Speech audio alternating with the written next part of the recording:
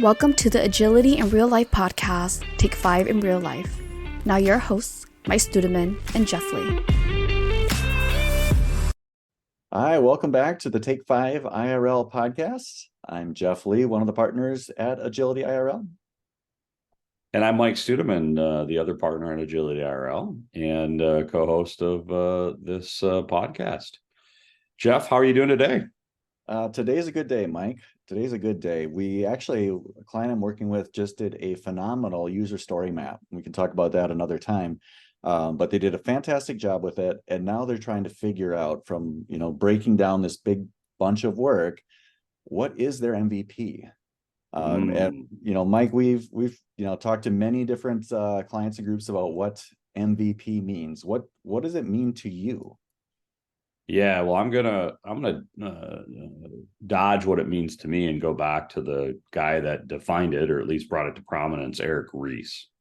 Ries brought it to prominence in his book, The Lean Startup.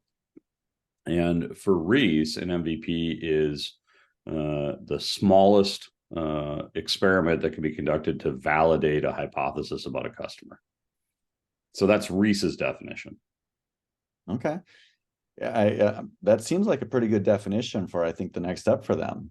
This particular group, they've got a bunch of things to do. They have their customers they're very close to, and they're able to release quickly and get feedback. So, in coaching them to find the smallest bit of information that adds a little bit of value to their customers, but gives them some valuable feedback to figure out what to do next, seems like the right move. Would Ries agree with that? Yeah, I think he would. I think the danger with MVP is that in a lot of organizations, it's been weaponized.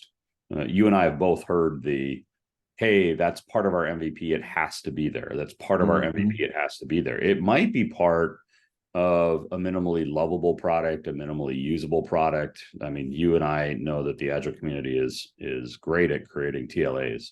Yeah, lovable product. Who could argue with that? Yeah, lovable product. I think when it comes, and I think MVP is particularly important in regards to where your product's at, where your organization's at. Great products are going to have multiple MVPs, particularly in their early stages. And an MVP, in Ries's definition, doesn't even have to necessarily be a usable product. It can be nothing more than a paper prototype that gains insight for the product owner, the product manager, to move forward with the product.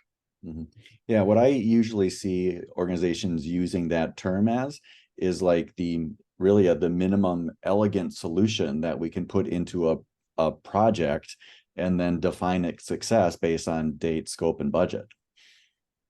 Yeah, and that's so. I mean, not to get too philosophical here in this episode, but I wish Ries would have called it anything other than product. Minimum viable experiment, minimum viable, I don't know. That's for somebody smarter than you and I, Jeff, to come up with. But the fact that he used product, I think, has hurt its use because of, as you said, clients kind of thinking about it as the first official release of the product, needing to have everything we need to achieve a goal. I also find it amazing how many times you have an MVP solution that's, that kind of that wrong definition there, and you get toward the end and you're cutting scope. Well, how in the world is that minimum if you can cut scope from it and still release? There's great irony there. Irony there. Yeah. And I guess the overarching thing that I would advise people is that, small releases get feedback, small release, get feedback. Run like you said, a paper prototype if you can, get feedback is the idea here. Yeah, I agree. I think the main takeaway is experiment. Try to get enough data that the next right move to make, instead of trying to make a big bet, if you will, with trying to have everything in that first release and then calling it an MVP. Mike, do you think we have succeeded in covering the minimal viable discussion on this topic? Not only that, I think that you were the MVP of this discussion, Jeff. Oh, Mike. Thank you. All right. And thanks for joining us. Thanks, everybody.